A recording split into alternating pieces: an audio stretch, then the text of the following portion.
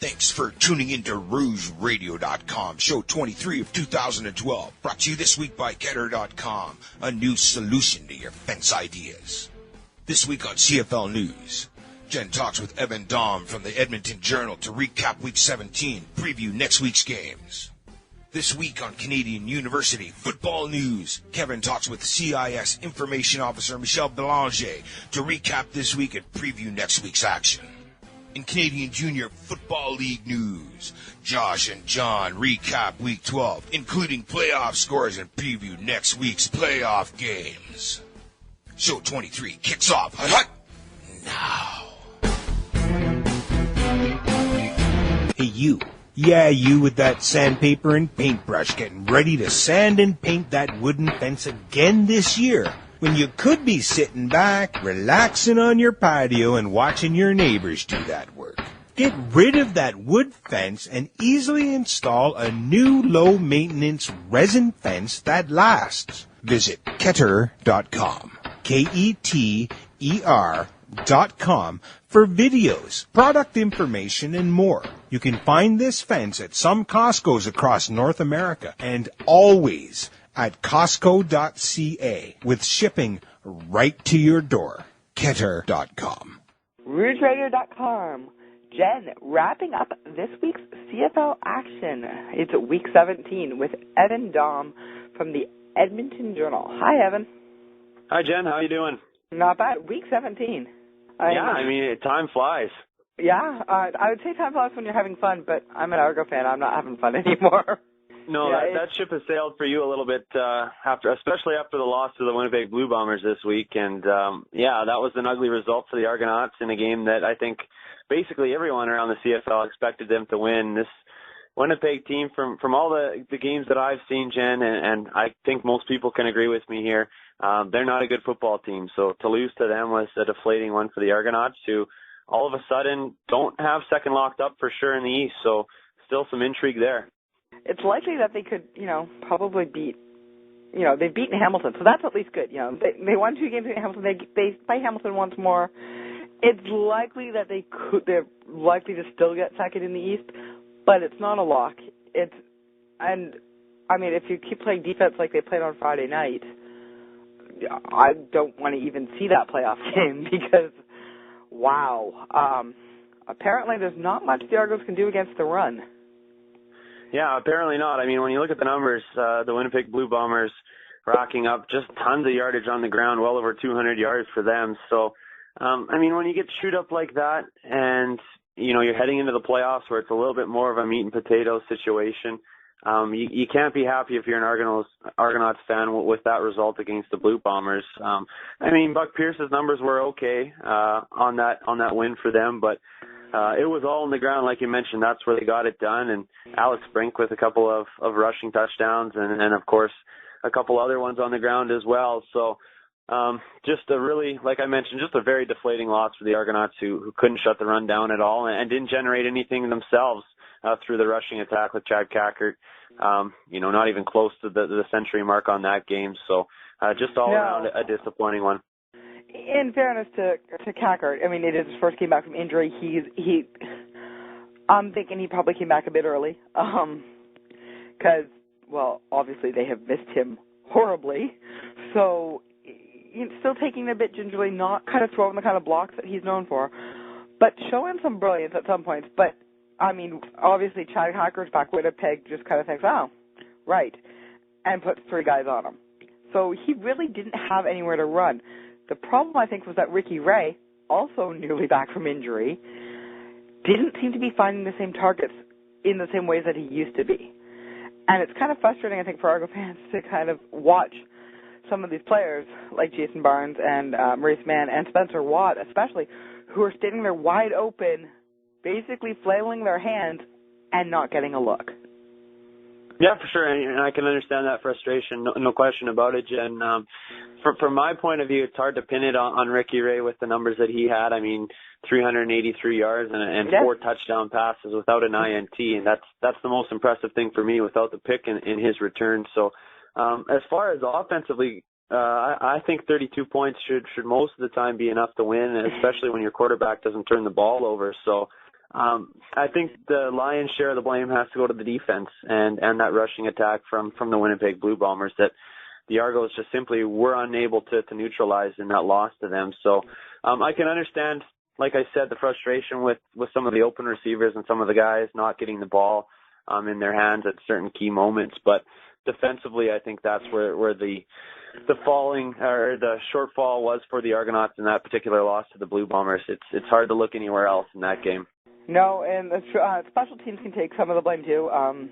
Weren't doing themselves any favors getting stupid penalties on kick returns, not doing any favors fumbling the ball on kick returns, and even not running really well, and either giving Winnipeg great field position or giving themselves really crappy field position. Special teams certainly was not helping themselves out. But yes, the defense was. I mean, despite the reappearance of Adrian O'Belly, who I don't even know what to say about Belly coming back to the Argos. No, neither do I. Boggles the mind. That was bizarre when I saw that he was back on the practice roster at the very least, and now back with the team. I mean, the game roster. Just didn't expect that was coming, and just totally out of the blue for the Argonauts. So I guess they're desperate and they need some bodies around, but definitely did not foresee that one coming. No, okay, so I'm not the only one caught blindsided by that one. No, I think you're in the majority. Yeah, it was a little surprising. I mean, saw him at the game last week. Got kissed by him at the game last week. As is Adriano's habit, of course, I'm standing there with the rest of the band ready to go on the field to play for our spot, and suddenly I'm turned around and get a kiss from someone. I'm like, what the? Oh, right, Belly's back. Okay. Right, just walking the sidelines. But, of course, he's been in the media, so, him having a sideline pass, former players having sideline passes is nothing new. Yeah. But, then the next day to find out that he's been re-signed, I'm thinking, he looks smaller. Obviously, when most linemen retire, they're not doing the intensive kind of workouts that they had been doing while they were playing. So they do tend to kind of just shrink down. He's still huge, don't get me wrong. He's just not quite as huge. And a couple of years off the field seems like an eternity to me. Yeah, absolutely. I mean, when you're away from the game of football for that long, there's a lot of things that you're not going to do well right away, that's for sure. And you mentioned how he's smaller. Obviously, he's not going to be, and you wouldn't expect him to be hitting the weight room like he was when he was playing, obviously, because he's a retired guy, and that's not how he pays the bills anymore. But I don't know. Maybe he'll be quicker, maybe a little bit lighter on his feet. I don't know, but whatever they see in him, I guess they see just enough to have him around, and I feel he'll serve some sort of purpose for the team, whether that's obviously in some sort of a leadership role, a guy who's been there and done that, and to what extent he's going to factor in the actual on-field product for the Argos moving forward. I mean, I can't foresee it being very much at all. You got to be worried about Pearson looking across and seeing Belly right there. I mean, that can't be good when you're another quarterback coming back right off of an injury and just seeing him there smiling, because that's Belly's trademark, right? He'll sit there and he'll smile, and it's that kind of you're not quite sure that he's not going to just crush you kind of smile. Yeah, a little bit of an unnerving grin, that's for sure. No doubt about that one. So there is that presence on the line that probably, will probably throw off some of the younger players in the league who haven't had the joy of lining up across with Mr. Belly before. Yeah, I'm sure there's going to be some guys who, if they do get the opportunity to face off against them in the game, they're going to be a little perplexed the first time that they see that grin and just sort of wondering what's going on between that guy's ears. But I guess we'll find out as the game unfolds. Then they'll be even more confused. I mean, that's not to say that the Bombers didn't play an excellent game. They did. And kudos to them for winning their season.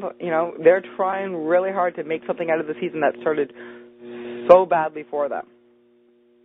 Yeah, I mean, absolutely no question. I thought Winnipeg was going to roll over after they lost those games to the Saskatchewan Roughriders all the way back in September, and they haven't. So give them credit, despite the coaching changes, despite the injuries, the musical quarterbacks, and all the things that have been going on in Winnipeg. Somehow they're still in the conversation. I really don't know how they've been able to do it, but it's just a simple, I guess, example of how crazy the CFL can be, and that's really what it boils down to. I mean, they're not a good football team from top to bottom. I don't think the coaching staff is all that strong, given the changes that they've made with Paul LaPolice being out of the picture, obviously. So, just an example of how unpredictable this league can be, and if you can get hot at the right time, you can suddenly emerge into the playoff picture, and that's what they've done here with the win over the Argonauts this week. And it's bizarre. I still don't think they'll crack the playoffs, Jen, but they're going to make it interesting nonetheless. And the good news is that either Toronto or Winnipeg ends up second. Because of the crossover rule, they can't end up third. A divisional team must host the divisional semifinal, which I know is frustrating. I've seen the tweets. I know it's frustrating to the people, to Western fan teams who think that, just because they've got a better record doesn't mean. But in the same sense, it's all about divisional revenue sharing and that, and it makes sense for it to happen from a financial point of view for the teams in the division. Otherwise, I can see things getting kind of ugly at some owners' meetings.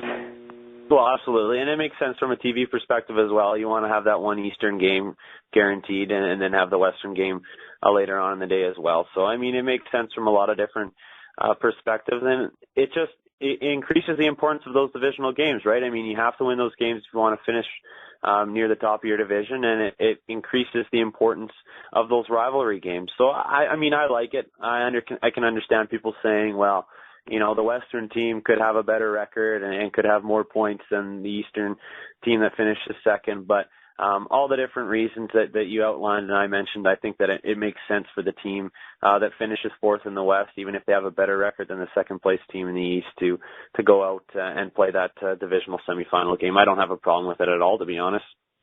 No, I don't either, but I know there are some fans out there who don't think it's, don't think it's fair. And, you're more than welcome to your opinions, but that's kind of the way it's set up. And with Ottawa coming back to the league, we're going to be talking about the crossover rule, I think, for the next long time, because it's going to be right back in play with there being 5 teams back in the West. So it's going to be interesting. Speaking of those teams in the West, hey, we know a little bit more about the playoff situation. We know Montreal's first in the East, and now we know, and we already knew that BC was going to be first in the West. I guess we kind of now know why after this week.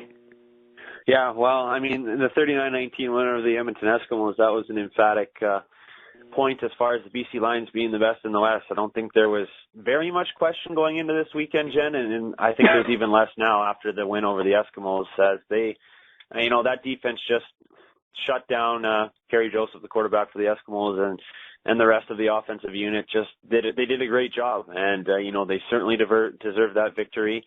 And there's no question they're best team in the CFL right now, and just another point made this weekend in that Friday night win over the S.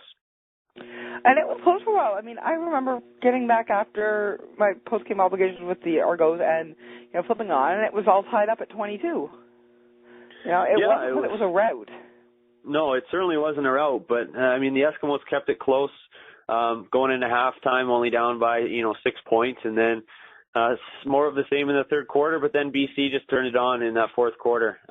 Just pretty much ate the Eskimos up and moved the ball at will on them, putting up 20 points. So they pulled away late, and I mean, you could say that, the first 3 quarters of that football game were kind of an ugly, sloppy affair, low scoring, and that's really the only way the Eskimos were going to stay in that game, in my opinion, and they kept it close for 45 minutes, so give them credit, but BC just, the cream rises to the top, and that's what happened in that particular game is Kerry Joseph and the Eskimos offense just couldn't move the football, and he had a bad day, and Hugh Charles obviously is going to be banged up here now after that loss, and that was a bad day for him. So just all around, it was a negative experience for Edmonton heading out to Vancouver this weekend, and I don't know if we want to touch on it, but I guess it was a good thing in a sense for Corey Boyd. He never wants to see anybody get hurt, but now he's back in the picture here in Edmonton as well. Yeah, I mean, it is in that, he was cut too late to be able to be picked up by any other team anyway. So, I mean, his only shot at being back on a roster this season was with the Eskimos. And so now he's got it, but it's always unfortunate when that chance has to come at the cost of another player.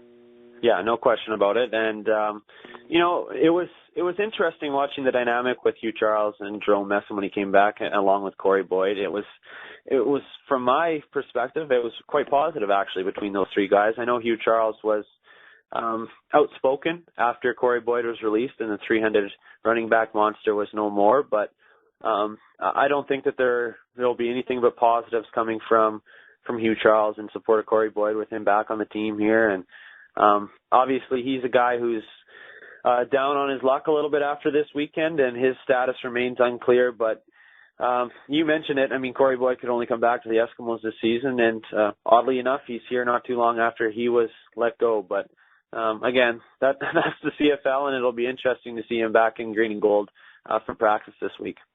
Again, the Lions, I hate to say typical performance, but really it's becoming a very typical performance for the Lions.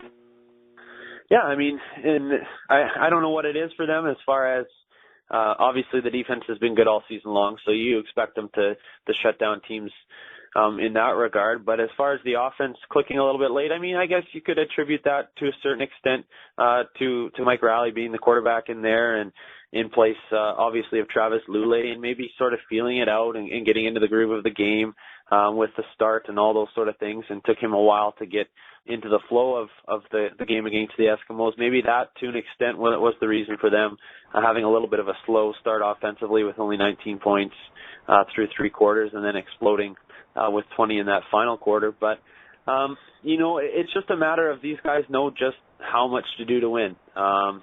Whether or not they don't overexert themselves or not, I think they're a pretty smart group, and I think they understand what it takes to get the job done. And somehow or another, they always find a way to do that, pretty much week in, week out, it seems. So that's basically sums up the BC Lions. Is they know when to turn it on, they know how much to do to get it done, and quite frankly, they're the best at it in the CFL.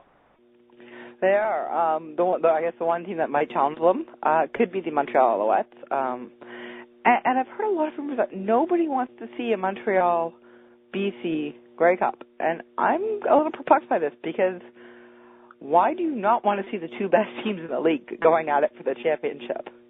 Yeah, well, there's a love of the underdog, obviously, Jen. I mean, everybody wants to see, I would say the majority of people who aren't a Montreal or BC fans just want to see some storybook tale unfold during the playoffs, whether or not that be the Western team if they cross over, play another Western team in the Grey Cup or whatever. I know that's a storyline that a lot of fans have been talking about, and they, at least out west here, would love to see. I'm sure out east that would be a different story. I was going to say, I'm not entirely sure that the people in Montreal, Toronto, Hamilton, and even Winnipeg would find that anywhere near as captivating a tale.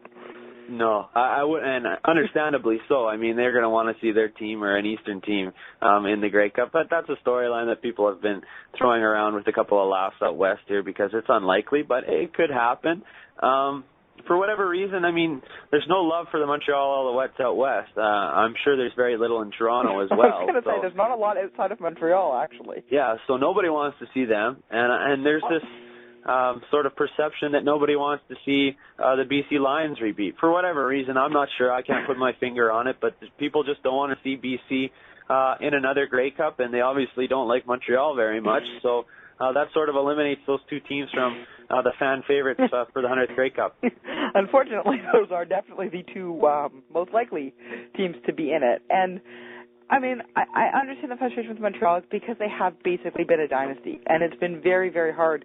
And it was unusual last year for them not to be in the Grey Cup.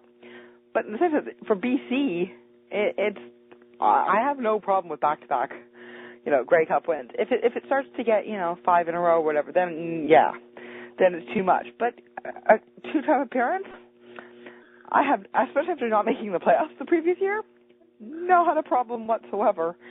And really, if teams don't want to see them, there's a very simple solution. Somebody's got to step up and beat them. As Saskatchewan proved, that's not really all that easy to do. No, I mean, it's not easy to beat the BC Lions. It's a tough task. But you know what? I do think that they are a team that at this point of the season, and from some of the losses they've had over the course of the season, there's no question they're the best team, but they're certainly beatable. I mean, when an underwhelming Eskimo team hangs in with you for three quarters, I think that proves to a certain extent that they can be beaten. And I know that they lost that game by 20 points, but it's a situation where they got virtually nothing from their quarterback. If Kerry Joseph has any sort of game, if he has any sort of numbers like he did against the Saskatchewan Roughriders, that's a game that Edmonton is in until the bitter end. So it's a situation where, in all likelihood, they'll be the team to come out of the West because, well, they don't have to play that extra playoff game, which is a big difference. But and that game at home helps. Right? Oh, absolutely, no question about it.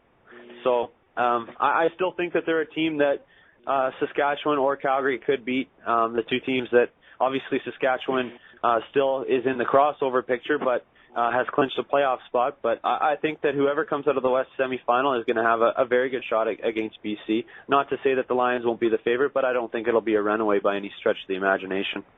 Which is good. I mean, from a fan's perspective, that's what you want, right? You don't want anybody running away in any playoff game because that just kind of sucks all the fun out of it for everyone. Well, exactly. The East, could be very different because, I mean, it's obviously now we know that both finals, both the Eastern and the West finals, are going to be played in a dome, whether it be Olympic Stadium or BC Place. Yep. But who's playing at either of those places is so very much in doubt. It could be, I mean, we could have a rematch of this week's game with Saskatchewan at Montreal for the Eastern final. Yeah, I mean, hypothetically we could. That's still in the cards. So, you know what? I think whoever comes out of the West is probably going to be headed to Montreal as far as the crossover team. I think that it will be. I can't see Winnipeg making the playoffs, Jen, and I think that the Eskimos will finish in fourth place, obviously, in the West and go over to the crossover. So, I mean, if you're playing against, in all likelihood, Toronto, that's not a matchup that I think you can say in one way or the other. Either team is heavily favored. It's a pretty even matchup, and wouldn't be surprised to see Edmonton and Montreal for the crossover game. Of course, they've done it before. They did it in 2008, and they lost the Montreal Alouettes, obviously, in the East Final. But they know a little bit. They have a few guys who know what it's like to do that with Mathieu Bertrand and Calvin McCarty and Fred Stamp. So there's a little bit of experience in that regard there. And I have to say, I think I would much rather play against Toronto in the Eastern semifinal than Calgary in the Western semifinal. Yeah, well, if you're Edmonton, certainly. If you're Saskatchewan, I mean, I'm not too sure, Jen, because there's going to be a lot of Rider fans in Calgary, and we're looking forward here, and we're predicting that Saskatchewan will obviously play the Stampeders, but that's what it's shaping up to be like. But, I mean, that's almost like another home game for the Riders, so maybe that's the perfect scenario for the two Eastern teams that are at the bottom of the division. Edmonton gets to go out east and play in a dome stadium against Toronto, and Saskatchewan gets to have a road home game, so to speak, in Calgary. So maybe it's the perfect scenario for both teams to play out like that. I don't know, but they'll probably look at it that way if that's what happens. Isn't every game basically a road home game for the Riders? I mean, there were Riders jerseys at the Rogers Center on Friday night, and it was kind of you guys were here 2 weeks ago kind of moment for me. That's exactly. And I mean, anybody who's been to a CFL game anywhere knows that that's what plays out pretty much in any stadium. But Calgary really is Regina West, so there'd be an even greater number of fans there than anywhere else, in my opinion, as far as a road game. Yeah, it's true. But the Saskatchewan-Montreal game, I think it was closer than a lot of us thought it was going to be. Montreal by no means ran away with this game. No, I mean, Saskatchewan had a chance late in that football game to come away with a victory. They had a couple of opportunities in the dying minutes of that game to try and get a touchdown on the board, and it came down. They were deep inside Montreal territory there on their final crack. So it was a tight football game. I mean, give the Riders credit for fighting back and putting up some points to claw back into that game, because they were down 20 points in the fourth quarter there before they made it interesting. So they somehow got back into that game at Mosaic Stadium, and a close loss to Montreal, but it just proves that Montreal has a little bit more polish than the Riders right now. And I know it was a tight game, but they're still just a little bit better than Saskatchewan, and Rider fans know that all too well over the years, that Montreal, over the period of time that they've been playing the Riders here and the two teams have been very competitive, that Montreal has just been a little bit better. We've seen it in the Grey Cup, and we saw it again in that game at Mosaic Stadium. So it's frustrating for Saskatchewan fans, but I know they're hoping more than anything that they get another shot at them down the road. Although, really, Saskatchewan, do you really want to play Montreal again in the Grey Cup? Well, no, obviously they'd rather play whoever plays in the East semifinal, because those two teams, I guess, hypothetically would be lesser football teams. At least, of course, the regular season would indicate that. But maybe someday Saskatchewan will get a shot to prove that they're just as good, if not better, and get a victory over the Owls in a meaningful one. Right. I'm just not sure, having watched that 13th Man documentary, I'm not entirely sure that you want to do that again this year. Give it a bit of time. Let those wounds heal a bit before you kind of pour some salt on it. I mean, Anthony Calvillo was, Anthony Calvillo. I mean, but not spectacular, again, not spectacular numbers for him. He's 15 for 28 for 262 yards and a touchdown. But, of course, then he rushed for 2 more. So the guy's still showing his age. Yeah, I mean, you mentioned it, Anthony Calvillo, just being Anthony Calvillo. He's very steady. And again, the big thing with him is the lack of interceptions. He took care of the football through the air in that game against the Riders and found a way to win. But the numbers weren't spectacular. He ripped them off there. And it was a situation where they got a lot of small contributions from a number of different guys. And obviously Anthony had a couple of rushing touchdowns when they got down to near the goal line. But it's just something about him. He just finds a way to win, and he's a winner. There's no question about that, and that's what you're looking for as a coach. A good game on the part of a number of Riders. It's nice to see them spreading out their passing game, getting a number of receivers back in on that game, because it's always dangerous to put all of your eggs in one receiving basket.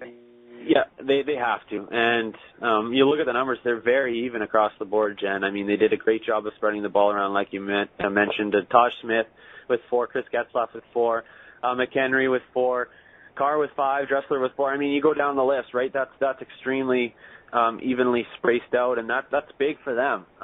And maybe that's exactly what they needed to do, is they needed to spread the ball around and make sure that teams respect not only the Weston Dresslers of the world and the Chris Getzlaffs, but Tosh Smith and Greg Carr, 2 guys that I think need to step up here down the stretch for them and into the playoffs. They're going to be more important than they have been for the entire rest of the regular season. So they did a good job in that regard, but the big receiving guy that day, of course, was no surprise. It's always Jason Richardson, or Jamal Richardson, I should say. So yeah, he did a great job. That's just, I mean, I don't know. The problem is, though, you cover him, and there's never other threats from Montreal. So you can cover Richardson all you want, but there's still going to be people getting the yards. So it's a very hard task for any defense to come up against the Montreal Alouettes. And I think the Riders have done one of the better jobs I've seen all season on it. They just came up a little bit short in the end, but Montreal can be beaten, and the Riders did give other teams a template on how to do it. Yeah, I think I would agree with that. I mean, it just boils down to the wind played a big factor in that game. That was kind of, that threw things off a little bit with the strong winds in Regina, which, is not always, it's not surprising. I mean, that's something that plays out quite frequently in that city. But they did do a pretty good job as far as taking away some of the weapons for Calvillo. But I mean, Richardson's a tough guy to cover regardless of what sort of schemes you use, because he can just go up and get footballs that you don't expect him to. So as far as keeping it close and as far as giving other teams an idea of what you need to do to be successful against Montreal, I think they did a pretty good job in that regard. Saskatchewan needed to get a little bit more of Corey Sheets on the ground, I think, if they wanted to win that football game, and that's something that I think that they'll address moving forward. He's got to be the bread and butter offensively. Darian Durant obviously is the field general at the quarterback position, but they've had success when Corey Sheets has rushed and had success, on the ground. So that's got to be the key for them moving forward, and I think that they'll really try and reestablish that this weekend against Toronto. Yeah, now move to the Toronto Argonauts. Contain Corey Sheets. Not that the defense has done very well at containing running backs, so something tells me his numbers will go up considerably. Yeah, well, yeah, no kidding. I mean, they've done a bad job against the ground game of the opposition all season long. So maybe that's exactly what the doctor ordered for Corey Sheets to have another big game here is a meeting with the Toronto Argonauts. Yeah, exactly. Yeah, the final game. I get by for being in Ontario every once in a while, but I really like the fact that I was walking around in a T-shirt, and that wasn't so much for the fans at McMahon Stadium. They kind of needed the parkas for that last game. Yeah, it was cold and it was snowy. It wasn't as cold. It wasn't as snowy in Edmonton, Jen. There was a few snowflakes, but it was just as cold. So I can understand where the people in Calgary are coming from. A hard-fought game. I mean, Hamilton playing for their very slim playoff lives, which are now officially gone. But a great game. I mean, Calgary comes roaring out of the gate and doesn't do very much in the second half. Does nothing at all in the fourth quarter. Hamilton starts off well, has a really lousy middle 2 quarters, and then comes raring back in the fourth quarter to make everything ridiculously interesting. Yeah, that was a great football game. I mean, it had all the elements that you're looking for a classic, I guess, if you want to say that. I mean, it was tremendous. The snow adds an element. I mean, whatever it is about that snow coming down and the field covered in the snow, it just has that little, I don't even know how to describe it, but it's always special when you have those sort of games, and it seems more often than not that it brings out a pretty entertaining contest, and that was certainly the case in Calgary. Just great drama at the end of that game. Hamilton marches down, and then they get the touchdown, and they miss the 2 points, and you think that's it, and then they recover the onside kick, get into field goal range basically in one play, and then Andy Fantuz just can't hold on to that football and get it down on the tee for Luka Kanji. So, I mean, that was just great. That was great sports to watch there at the end of the game at McMahon Stadium. And ironically enough, Andy Fantuz dropping the football secured the Saskatchewan Roughriders a playoff berth. So whatever it is about McMahon Stadium, there's always a connection to the Riders, and especially on field goals, obviously. Yeah. Oh, yeah. Let's not mention that one too loudly. But and I mean, in Fantuz's defense, when it is that cold, footballs are a lot harder to hold on to. Yeah, I mean, no question about it. It makes it a lot more difficult, but you got to get it down on the tee. You got to give your kicker at least a chance to try and get it up. So I know that's a play he'll revisit time and time again in the off season here, but it's one of those things where it's going to happen every once in a while, and it just happened to be on the most important play of the football game that he was unable to get it down. So a very disappointing way for that game to end for the Tiger Cats, but by no means was that a gimme field goal either. So if it goes wrong on the snap, goes wrong on the kick, it just changes the scapegoat. That's all it does. And that's very, very true. I don't know whether Hamilton fans should be. I know I've heard varying voices on both Twitter and on Facebook in the last day over whether or not they're happy, that they're kind of out of their misery, that they're not being kind of taunted with the specter of playoff and then no playoff, then playoff, then no playoff. Or if they're, frustrated. But it gives a team, a chance to go and regroup. And they have 2 weeks. Sometimes the role of spoiler can be a lot of fun to play. Yeah, I mean, no question about it. Sometimes it is fun to sort of dash those playoff dreams for other teams. And as tough it is, as it might have been for Hamilton Tiger Cat fans over the last couple of weeks, Jen, where, the playoff position is sort of dangled in front of them like a carrot on a string, it's always nice to be in the conversation. Those fans who say it's just nice for it to be over, I think they would like it better if they had that opportunity still. And there is some closure there for them maybe, and it does turn the page for them and gives them an opportunity to play against, play a couple of games here and play the role of spoiler. But you ask any fan who's, I think, a true fan, and any player on that team, they'd much rather be playing for a playoff spot still. That's true, and but it gives them a chance to completely screw over the Argos, because if the Argos lose to Saskatchewan and then lose to Hamilton, and Winnipeg wins out, at least Ticats fans can take solace in the fact that they knocked out the Argos. Yeah, and that's all they have to hang on to right now, so they might as well grasp it pretty tight. I have a feeling, just knowing the history between these two teams, I'm thinking they will. Again, not a great game in terms of any kind of stats, just because it was snowing and cold and very hard to hang on to the ball. Neither quarterback played great. I mean, Henry Burris had a very decent game. It wasn't outstanding, but it was a very decent game. When you have 354 yards passing, 2 touchdowns and 2 interceptions, that's not bad. The big part is that Kevin Glenn only had 283 yards passing, had the same number of touchdowns, but had 4 interceptions that Hamilton was unable to convert. Yeah, I mean, and that's a big thing, right? I mean, when Kevin Glenn, and that's been his MO for his entire CFL career, has been the turnovers, the interceptions.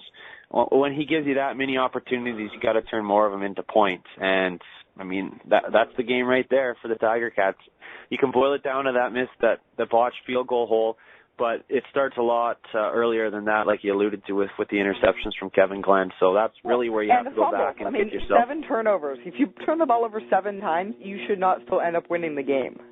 No question about it. Those are missed opportunities for Hamilton, and they'll go back and they'll kick themselves about it. So, I mean, 4 interceptions, and you mentioned the fumbles. That's just not getting the job done when teams are trying to hand you the game. Yeah. And, I mean, Calgary did look like they were attempting at times to hand Hamilton the game. They would give them every chance to kind of say, come on, do you want it? And which is very odd considering they were playing for second place. They were playing for that guaranteed, locking up of second place. Yeah, I mean, a huge lack of polish in a game that still meant a lot for them, too. So, I mean, it was emphasized heavily going into that one how much it meant to Hamilton to stay in the playoff picture, but that's still a big game for Calgary to lock up second and then have 2 weeks of basically just glorified prep work for the playoffs. So, a serious lack of polish in a game that still meant something to the Calgary Stampeders, and guaranteed that's what John Hufnagel was saying after the game to his team, and I'm sure he'll be preaching that over the course of practice this week as well. Yeah, I can't imagine that he would have been all that thrilled with that 7 turnover situation. So anyone who thought that they were just going to have that kind of nice off weeks where you're just you're playing a game but they don't really matter. Yeah, it's not going to be happening in Calgary this week. And they're playing BC on Friday. Like, wow, they can't. If they do that in BC on Friday, the game will be over before halftime. Absolutely, and that's a statement game for Calgary to go in there and try and show that despite the fact that BC already has first place locked up, that there is still a little bit of a debate, and it is up in the air which team's better. I guess if Calgary goes in there and has a good performance and gets a victory, there will be a little bit of doubt in the Lions' mind and a lot of confidence on the Calgary Stampeders side. So, again, even though there's no playoff implications, it still matters a lot to both sides. The fun part of this week, I think, is the Saturday afternoon, the 1 o'clock game. Because you have Winnipeg at Hamilton. So Hamilton has this very large problem because, yes, they want to go out there and, you want to end off. It's the last game at Iverwin Stadium. You want to do it well. However, beating the Blue Bombers hands the Argos second place. Yeah, I guess it's a little bit of a predicament for them to be in. You got to finish off the stadium well. I mean, to my mind, it's the last game. I mean, you have to do something. You got to make a statement. But in the same sense, I know nobody on Hamilton wants to hand anything to the Argos ever. No, I mean, for sure, it'd be the same thing as, the Eskimos or the Stampeders, vice versa, handing each other, being in the same situation. So you never want to have that. But I think you're right. I think they'd like to go out, well, and certainly they would like to go out with a bang at Iverwin and make it a memorable win for them against the Winnipeg Blue Bombers. So as far as the guys go, that won't factor into things, but it'll certainly be some fodder for the fans to talk about. Yeah, and I mean, really, we still don't know where they're going to be playing next year. Like, we're going into week 18 of this campaign, and we're not sure where the team's going to be playing next year. That's a pretty big issue where you're going to be playing your games. Thinking. I mean, I've seen the walkthrough of the new Iverwin Stadium. It looks wonderful. However, short of somebody inventing a time travel machine, that's still not going to help them for next June. Yeah, absolutely. So, I mean, it's going to be interesting to see when, I don't know if the plan's in place right now and they just haven't revealed it, or if they'll do that around the Grey Cup or what have you. But it's a situation where I think it's going to be a piecemeal, solution, and they'll piece together a few different things. And I can't see them playing all their home games in one venue. I think that they'll have to do it in a couple of different places. So it'll be fascinating to see that play out. And what that's going to do to the team next year, because that's not. Ask Winnipeg what, starting a game on the road, and essentially what's going to happen to Hamilton is that all of the games are going to end up being almost on the road next year.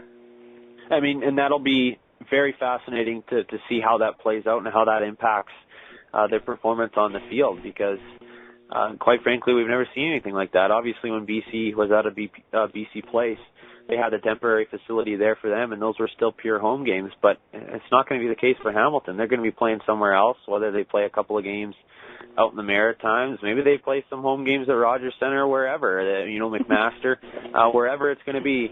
It's not going to have the same feel as a true home game. No, it's not. Then we've already talked a little bit about the Toronto-Saskatchewan game. Again, an important game, and one that the Argos really do need to win unless you want to have the season going on. I mean, it could be by the time that game kicks off, it may not matter. It may be academic because Hamilton may have beaten Winnipeg, and the Argos will then have second place. However, if Winnipeg beats Hamilton, that's going to be an interesting game to be watching because Toronto and Saskatchewan are both going to be fighting for, playoff lives, playoff spots, and I think there's some pride on the part of the Argos. I mean, they've had 3 home games, and they have stunk the joint out 3 times. Yeah, and they stunk the joint out against the Riders the last time that those yeah, two teams Thanksgiving. met. That was the first of those 3 home games. That was where they laid the turkey. Yeah. So I think there's something on the line for them. They have to come back and just make a statement game against them.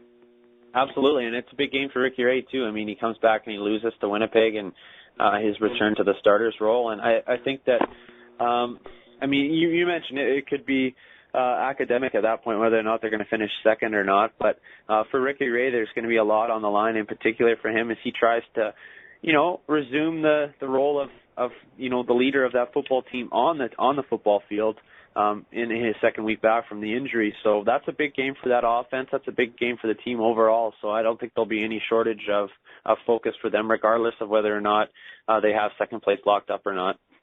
The final game, a Sunday game, we've mentioned that we're not big fans of playing CFL football on Sundays. I understand that it sometimes has to happen, especially when you, like Montreal is doing. Montreal's at home. They share a stadium with McGill. CAS also plays on Saturday, so it can be hard to, you're going to have to play some games on Sunday. The game doesn't really mean a lot in terms of playoff things, but again, it means a lot in terms of pride, and it could be foreshadowing a possible Eastern Finals scenario with Edmonton at Montreal. So they should be working hard at it. Yeah, absolutely. I mean, it's a small enough league that every game actually, it does matter, and there's so many connections, and everything is so close that it's really impossible to say that, a game is entirely meaningless. And, if Winnipeg beats Hamilton, there's still going to be some pressure on Edmonton to go out and win against Montreal because, they get the Alouettes this coming week, which is not going to be an easy game for them, and I know a lot of people expect them to lose, and then they get Calgary to wrap up. So it's not out of the picture that this team is going to finish 0-2 to wrap up the regular season. I think that they'll find a way to win one of those 2 games, Jen. So, but still, if Winnipeg can beat Hamilton on the Saturday, there's still going to be some pressure on the Eskimos to get it done because that crossover berth would not be wrapped up. So still a little bit of playoff implications in that game, and certainly long term there could be some as well.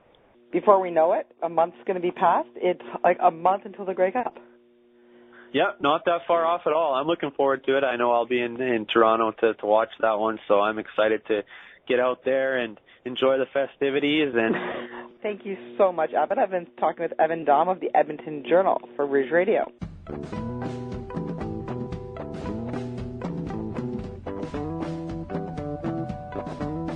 Hello, football fans, and thanks again for joining in. This is the CIS portion of Rouge Radio. I'm Kevin Garbuio, joined again by Michel Belanger. Thanks, Michel, for joining us. You joined us earlier in the year, and we made some predictions, and now we'll be able to see if they're coming true. Yeah, it's playoff time, or almost playoff time. Playoff time in the OUA, anyways, and it's going to be exciting over the next couple of weeks. Before we get into playoff time, we're going to talk about the West. What happened? Calgary losing to Regina.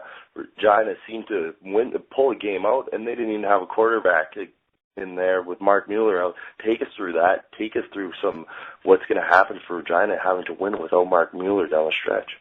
Well, I think if you're Calgary, you go to Regina, you travel to Regina, you have a 6-0 record. Regina already has 2 losses, so basically. If you're the Dinos, you can lose one of those last 2 games, and actually, you can even you go into your game against Regina with an 18-point head-to-head cushion because you beat them by 18 points in the season opener. So, sometimes when that's the case, when you have 2 games to play and you've all but secured first place in the division, you don't have your best games, maybe you don't take that game. I don't want to say you don't take that game as seriously, but, the intensity level might not be the same as if it was a do-or-die game, to make the playoffs or something like that. So I think that's probably what happened to Calgary in that game. But like you said, to me, the biggest surprise is the fact that is not necessarily the fact that Regina beat Calgary, but it's the fact that they beat Calgary without fifth-year quarterback Mark Mueller. So to me, that's the big surprise in that result from Friday night. So if the season ends right now, it's pretty much set, actually. We were talking Calgary is in the 1 seed, Regina at 2, Saskatchewan 3, Manitoba 4. Saskatchewan securing that tiebreak because of what happened with their matchup against Manitoba last week, with them getting a 1-point edge in the tiebreaking. What do you see for the playoffs? Do you see any team contesting Calgary, or do you see maybe there's a potential for an upset? Well, you have an interesting scenario because you have Manitoba, so we know that Manitoba is going to travel to Calgary for the first round of the playoffs, the Canada West semifinals. But now Manitoba, before that, has to travel to Calgary for the regular season, the last game of the regular season. So Manitoba actually goes to Calgary on back-to-back weeks. Manitoba looked good. I think they surprised a lot of people early in the season. Going into the season, what we were told about Manitoba was they were kind of in a rebuilding year, maybe, getting better. But that's a team, don't forget, that's a team that hadn't made the playoffs since they won the Vanier Cup in 2007. So Manitoba was better this year, but they were talking about a rebuilding year, maybe 1 year away. And they started the season 3-1. They looked really good, but the second half of the season hasn't been that good for the Bison. Mind you, they just beat UBC this week, pretty impressive, putting up 37 points against UBC. So, but, if you ask me, are they going to upset Calgary, especially with the game being played at Calgary, it would be a huge surprise. Saskatchewan's been playing better. Mind you, they're going to have to beat Regina on the road to in the semifinals. So, but to me, the big question mark is, will Mark Mueller be back for Regina in the first round of the playoffs? One more year, to heal and get better and get the playoffs. Regina finishes the regular season at home against Alberta this coming weekend, but if they don't have Mark Mueller back, I know they just beat Calgary, but like we said, it was a 3-point game, 12-9, kind of a sloppy game. Could they do it again in the playoffs at Calgary? That would be a pretty big upset. But if they have Mark Mueller, you never know, because we've been saying the entire season, pretty much every Canada West football expert was saying that Regina would be the second best team behind Calgary, and with Mark Mueller, you never know. Yeah, I agree with that completely. Moving on now. Big news, CIS-wide news, McGill's appeal or request to get into the OUA was denied. The OUA saying that McGill, playing in the Q, has an opportunity to compete for the Vanier Cup. The reason why McGill wants to go into the OUA and join it is because they feel they can't compete with the high-spending teams, the big-budget teams like Laval, Montreal, and Sherbrooke. So with that, can you shed some light onto that situation for us? Well, I think McGill, when McGill announced that they had put in a request to the OUA last spring to play in the OUA, to move their football program to the OUA, they gave a number of reasons. Some of them were because they recruit a lot of players outside of Quebec, so they're always a little bit, younger than especially the French programs in Quebec. Also, McGill talked about renewing some of their rivalries with the old four rivals, like Western and U of T and Queens and all of that. But at the end of the day, don't forget that the OUA is already by far the biggest football conference in CIS with 10 teams. They are already getting an additional team next year with Carleton coming back in 2013. So, I don't know if that played in the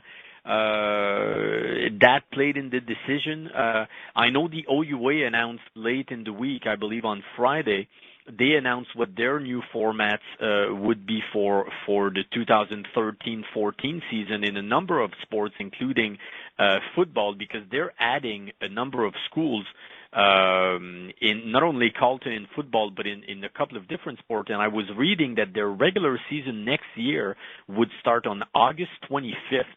So that's really early, because now that they're going to have 11 teams, they're going to have a bye week, and so they're going to start the season on August 25th, which is a week earlier than what they've done in recent years. The OUA would always start on Labor Day weekend. So I'm sure that they probably looked at that and they said, oh, you know what, if we have to start on August 25th with 11 teams, what would we do with 12 teams and all of that? So it probably played in the decision, was probably a factor. But also, you look on the Quebec side, maybe the OUA looked at the Quebec conference, because that the two conferences, the people from the RSAQ talk to the people from the OUA, and they probably looked at the Quebec conference, and now they would be down to 5 teams. OUA would be up to 12 teams. So, there are so many factors that they probably looked at, and at the end of the day, they said, you know what? You have a pretty solid thing going, a pretty solid conference in Quebec, and the growth of football in Quebec in the last couple of years has been pretty much amazing. So, you have a pretty good thing going in Quebec, and there's no reason really for you guys to leave that conference. So with Quebec right now, we have Laval at the number 1 seed. We have Montreal at number 2. Do you see any other team competing, or do you think Montreal, Laval will be the Dunsmore? Could we predict any upsets happening? Well, they've definitely, Montreal and Laval have definitely looked like the cream of the crop in Quebec, and from day one. I know that Sherbrooke gave Montreal a good game.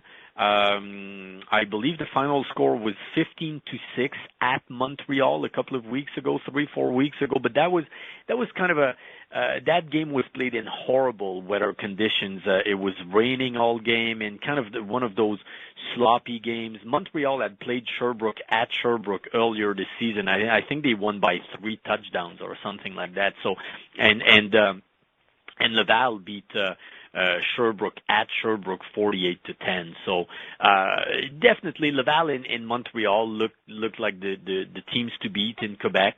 They've played head to head. Laval won at home. Montreal won at home. That second game was closer. Montreal only won by 3 points, but it would be a huge upset. It would be a huge upset if a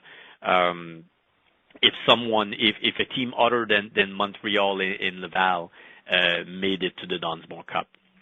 Well, I expect Laval to be there, especially since they removed Dwayne John as the offense coordinator under a shroud of controversy, whether he was fired or whether he stepped down or whether he's pursuing other options. But since then, Laval's really looked like the Laval of old under Justin Etche, with their passing game. Their scoring has just exploded since that moment, putting up scores of 65 and 57, things like that nature. Do you see Laval coming back, rounding into form, and were they just toying with us earlier in the season, as Etche really left his mark on this program? I think they had kind of a rough start, but I mean, don't forget. Dwayne John, in Dwayne John, you have an offensive coordinator who led the team to the Vanier Cup last year.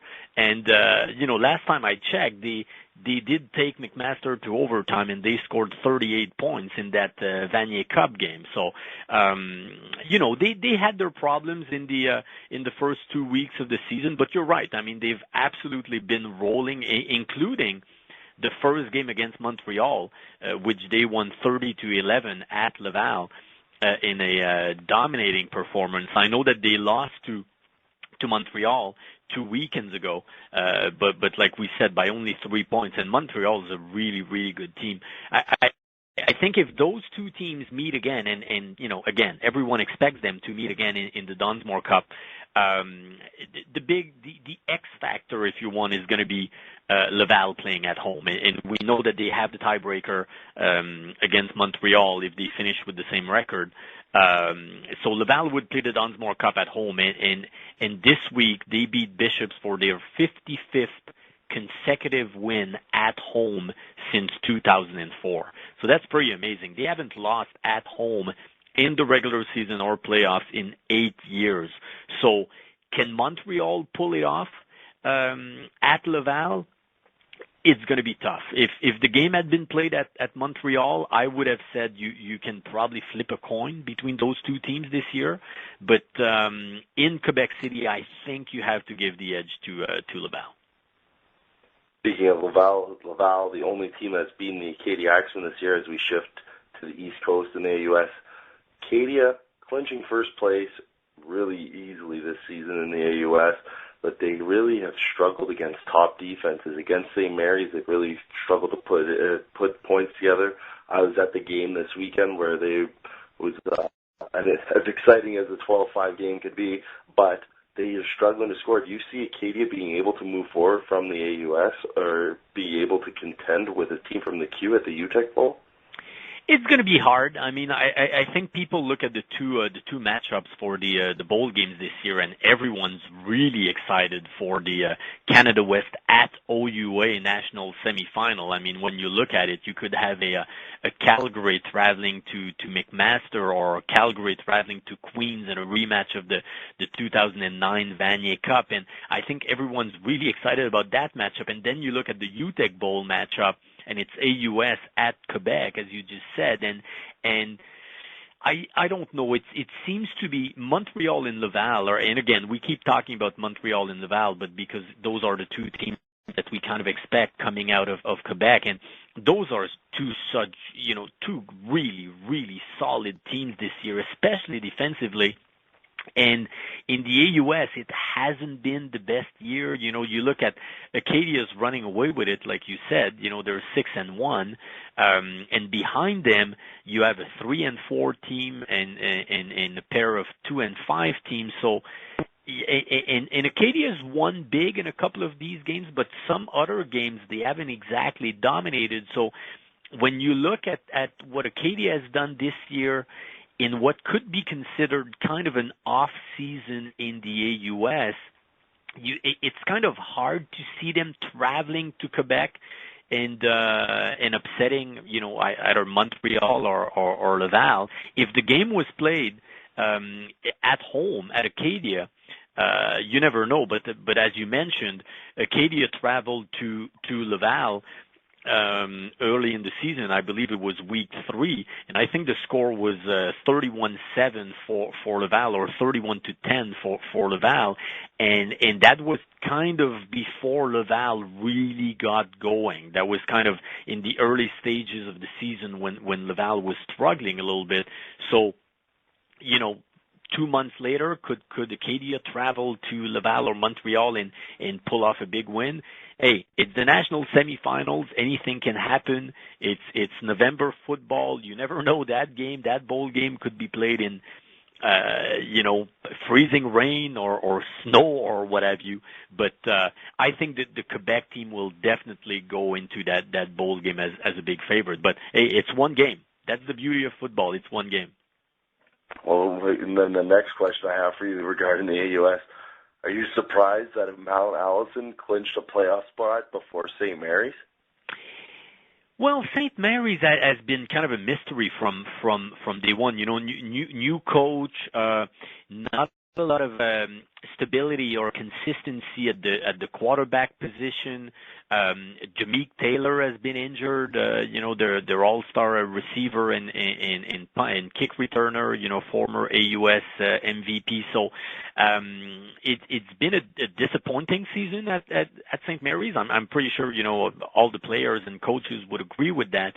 But don't count them out. I mean, like you said, they just had this week a close game against Acadia, but behind Acadia, it's been a really interesting season. You know, like we said, Mount Allison at 3-4, St. Mary's and Saint FX both at 2-5. I haven't checked I don't have all the scores in front of me, but I want to say that Saint FX, St. Mary's, and Mount Allison, they probably have something. All have a 1-1 record against each other, a head-to-head, or 1-2 record. So anything can happen. You know, can someone beat Acadia?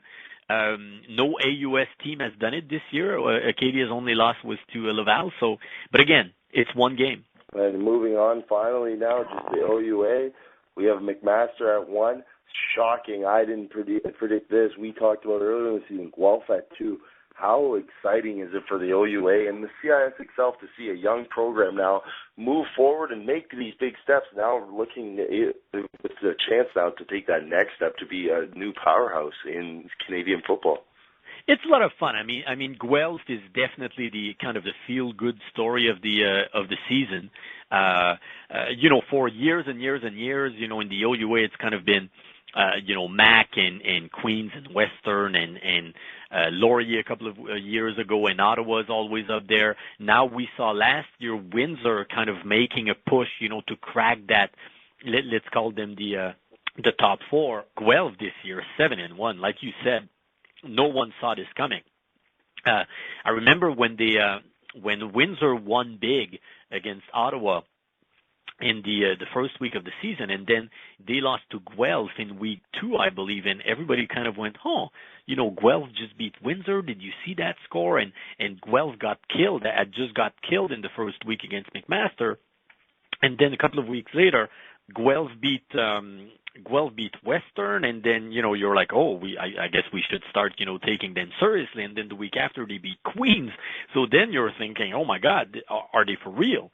So I think that's the one thing, the one black spot on Guelph's season so far, and it's their only loss of the season, is that 50-9 loss to McMaster in the season opener. So I think people are going to look at that and say, you know, which Guelph team is going to show up if those two teams meet again in the Yates Cup. Is it the team that lost 50-9 to McMaster in week 1, or the team that has won 7 straight to close out the regular season? And the next question for the playoffs, who do you have going through into the semis? Playoffs starting this weekend in the OUA. We have Laurier making the trip to Richardson Stadium against Queens, and we have the 2 W's playing Western and Windsor. Who do you have going forward? I want to say it's hard to, if you start with Laurier and Queens. I mean, Laurier, they've had some bad losses. I mean, especially to close out the season. They lost to my apologies. They lost to Western 56-3, I believe, in week 7, and then just got hammered, got shut out by McMaster in their last game of the regular season. So that's not exactly what you call going into the playoffs with momentum. And Queens is tough. Queens has a good defense. They have a good quarterback with Billy McPhee. So I think that game you have to give a big advantage to Queens. Now, Windsor and Western is an interesting one. With the exception of that game against Laurier, when they beat Laurier 56-3 in week 7, Western hasn't been exactly dominating opponents the way we're used to seeing them dominating opponents. Now, to be fair, they've been playing a rookie at quarterback, Will Finch, for a couple of weeks now, ever since Donnie Marshall went down, I believe, in week 5.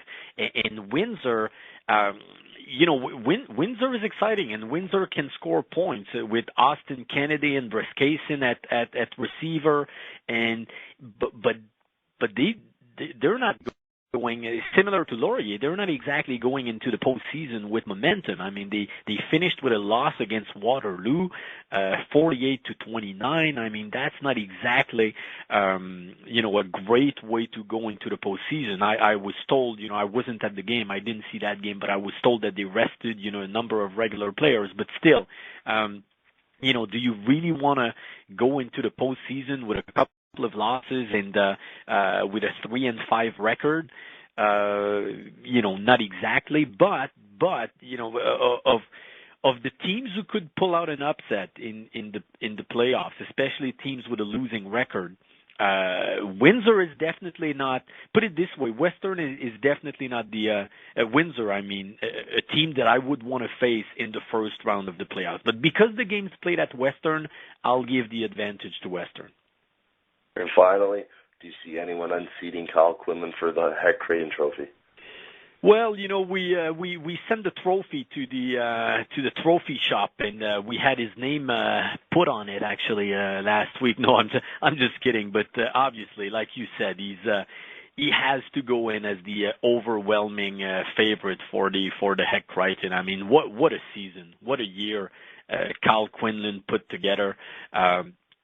Just absolutely fantastic numbers when you look at it. He went into week 7 without throwing a single interception, and he finally threw a couple of picks against Windsor in week 7, but finishes the season with over 300-yard passing. He has at 307 yards a game. He's third in the country, and don't forget that a lot of those games he was pulled at the half or early in the third quarter because they had big leads. So you can probably add, if he plays all the entire game for the whole season, you're probably looking at a 3,000-yard season, and he almost threw for 2,500 yards as it is. But you look at his other numbers. I mean, obviously the 19 TDs versus 2 interceptions is absolutely phenomenal. When Billy Green from UBC won the Heck Creighton last year, we thought he had a phenomenal season because I think his TD to INT ratio was 20-4, and Kyle Quinlan this year is 19-2, and another amazing stat for Quinlan, 69%, 68.9% to be exact, completion percentage. That is an OUA single season record, and it's 5th best in the history of CIS football. So, I mean, what more can you say about Kyle Quinlan? We thought we had seen it all last year in the playoffs when he was named MVP of the Yates Cup, MVP of the UTEC Bowl, and MVP of the Vanier Cup when he led McMaster to their first ever Vanier Cup. And now this season, he put together a phenomenal season. I mean, I was obviously joking about having his name already on the trophy at this point of the season, but I don't know who's going to be named MVP. We just assume he's going to be named OUA MVP, and I don't know who's going to be named MVP of the other conferences, but he's going to be tough to beat for the Heck Creighton this year. I agree with that completely. And for another edition of Rouge Radio, Kevin Garbuio, thanks again for joining us, Michel. Anytime. All right, and with that, thank you all for tuning in, and we'll be back next week to preview some of the playoff actions and recap what happened in the OUA. Thanks for tuning in. Hey, you. Yeah, you with that sandpaper and paintbrush getting ready to sand and paint that wooden fence again this year, when you could be sitting back, relaxing on your patio and watching your neighbors do that work. Get rid of that wood fence and easily install a new low-maintenance resin fence that lasts. Visit Keter.com, Keter.com, for videos, product information, and more. You can find this fence at some Costco's across North America and always at Costco.ca with shipping right to your door. Keter.com. It's time once again for Canadian Junior Football League Report on RougeRadio.com. I'm Josh Aldrich, and I'm joined once again by John DeNapoli. John, there wasn't a lot of action this week with only 3 games across the country, and all 3 of them were blowouts. But we'll get started with the Prairie Football Conference Final, where the Saskatoon Hilltops won their 3rd straight crown, 37-0 over the Regina Thunder. Yeah, for the second time in 3 seasons, the in-province rivals, the Saskatoon Hilltops and the Regina Thunder, meeting in the PFC final at the Gordie Howe Bowl in Saskatoon. And for the 3rd consecutive year, the Saskatoon Hilltops come up on top in a 37-0 blowout over their in-province rivals, the Regina Thunder. In the first quarter, this one didn't take long. A 7-play drive going 80 yards, all on the ground, ending with a Tom Shockey, a 2-yard run for the touchdown and a 7-0 lead. And it was stayed that way till the end of the first quarter. It was a real defensive battle early on, and later in the second quarter, up 7-0. Regina was forced to concede a safety, and they fall behind even further at 9-0. And a little while later, again, another run, this time by Andre Lalonde, a 1-yard run, and a little bit of controversy as the Saskatoon Hilltops head coach had called timeout on the play before and had told the referees, said, if we don't score a touchdown, I want a timeout immediately. And everybody thought the clock had run out on the quarter, but evidently it did not, and they were given one last play, and Lalonde plunges in from the 1-yard line for a 16-0 lead at the half. And really a real dominating first half by the Saskatoon Hilltops, really enforcing their will and their dominance on the PFC conference, and it showed in the first half, limiting to the Regina Thunder to just 97 yards of offense. It was really one-sided, and it was a really one-sided game from then on. And in the second half, third quarter, they get a 4-yard touchdown pass from Matt Karpinka to Graham Unruh that extended the lead to 23-0. Before the quarter was out, on a second and long, they get a 39-yard touchdown run from Brandon Griba, and it's 30-0 at the end of 3. And they just put it on autopilot at that point. The Regina Thunder could only muster a mere 74 yards of offense in that second half, and they extended the lead and closed out the scoring on a 6-yard run by Brandon Griba. Again, final score there, 37-0, and their 3rd consecutive PFC title for the 2-time defending national champ Saskatoon Hilltops. Now, the Hilltops will now host the London Beefeaters on Sunday. What can we expect out of that game, John? Can the Beefeaters upset the Hilltops? What do you see happening there? Well, we've got a little bit of a Cinderella story here in the OFC. Not too many people gave London much of a chance after a dreadful 2-6 season in 2011, and they've shocked a lot of people here in the OFC conference, and they knocked off the 2-time defending champion Hamilton Hurricanes last weekend up at TD Waterhouse Stadium in London.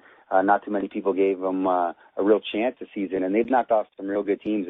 They've really hammered Hamilton in the last game of the regular season and beat them again in the OFC final. They beat Windsor AKO Fratman twice this year, so they have the capability of winning big games, as their 7-1 record, regular season record indicated, 2-0 in the playoffs. So the running game, I think, was going to give Saskatoon a little bit of trouble, but going on the numbers today, they didn't give up much offense to the Regina Thunder. So I think London is going to have a tough time moving the football if the running back duo of Joel Klubine and Kyle Woldenberg-Puda can't muster yards on the ground. They're going to have a real tough time next week in the Johnston's Cup moving the football. And if they have trouble moving the football, it's going to be a long day for them. And I think Saskatoon,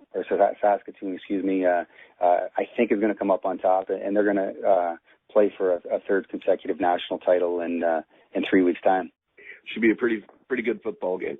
Absolutely, and like I said, London has shocked a lot of people this year, getting their first ever OFC final and winning it and on their home turf. And it'd be great to see the OFC make it to the Canadian Bowl, but I think they might hit a wall here when they face Saskatoon on the road in a tough place to play at the Gordie Howe Bowl in Saskatoon.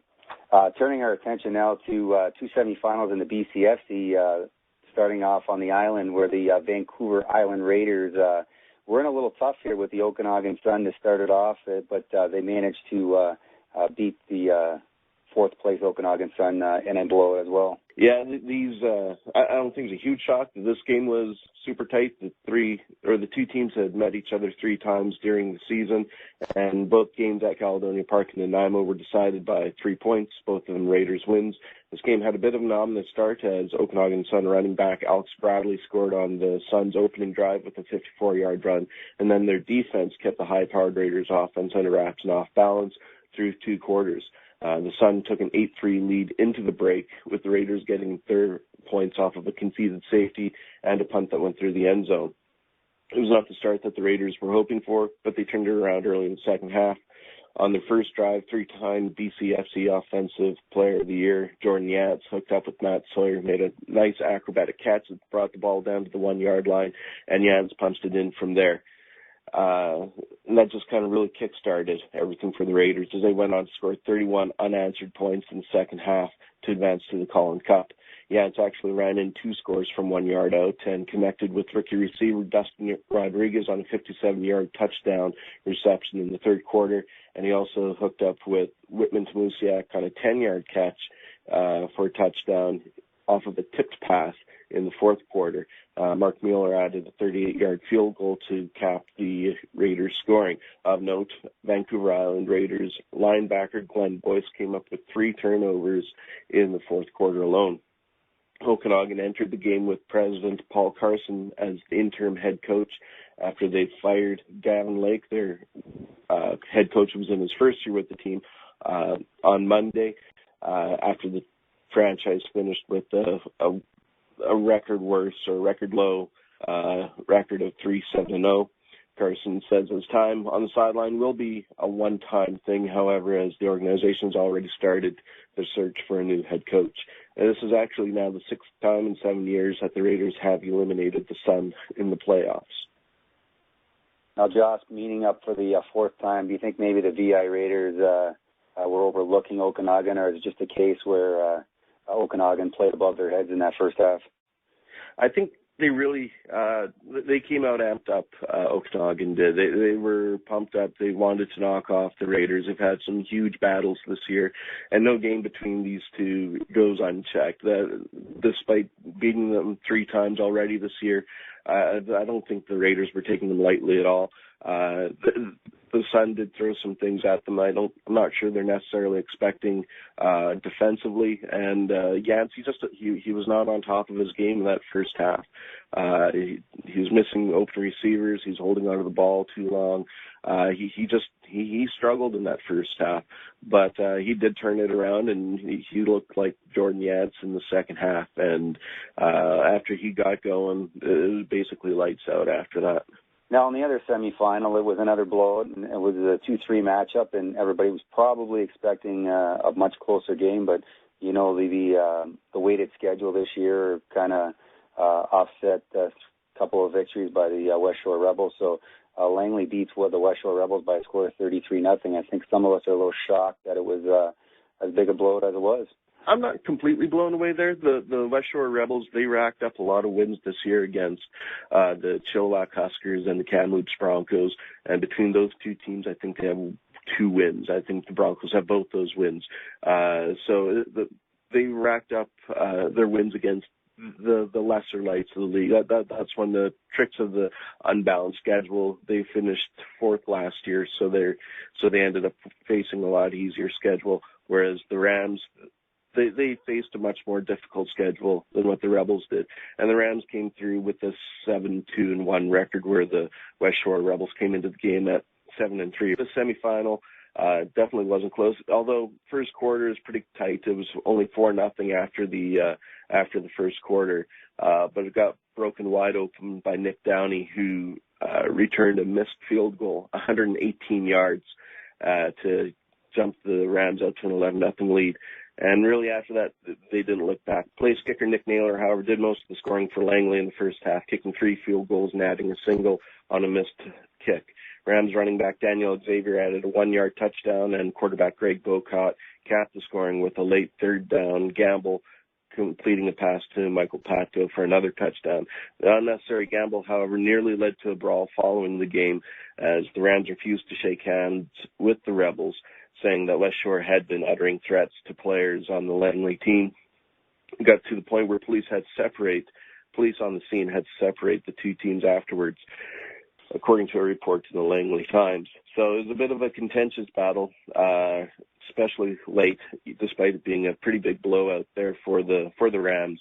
Obviously, I don't think the Rams were too happy with ending the season the way they did, and to have a third down gamble late to score another touchdown just kind of rubbed salt in their wounds there. So definitely a bit contentious, but I think the Rams are also trying to just really just kind of get things going and keep things flying into the Cullen Cup final.